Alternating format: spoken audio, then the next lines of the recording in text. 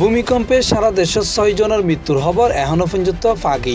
এর মধ্যে পুরান ঢাকায় 3 জন এবং নরসিংদীর 2 জন, নারায়ণগঞ্জের 1 জন মারা গিয়ে। ইন্দি ভূমিকম্পে দেশের বিভিন্ন জেলার ঘরবাড়ি ধসে এবং অন্যান্য দুর্ঘটনায় হতাহতের খবরে গভীর শোক ও দুঃখ প্রকাশ করেছে প্রধান উপদেষ্টা প্রফেসর মোহাম্মদ ইউনূস। ঢাকা, নরসিংদী, গাজীপুরত আহত হয়ে অন্তত আরো 200 জন। উপর থেকে কিভাবে দেওয়াল ভেঙে পড়ছে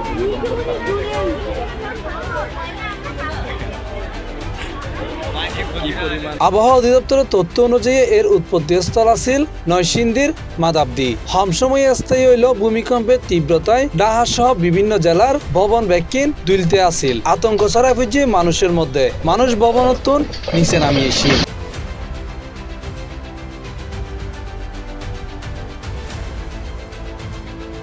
হৈরাই শুক্রবার নভেম্বর 21 তারিখ সকাল 10:38 5.7 মাত্রার ভূমিকম্প অনুভূত হই।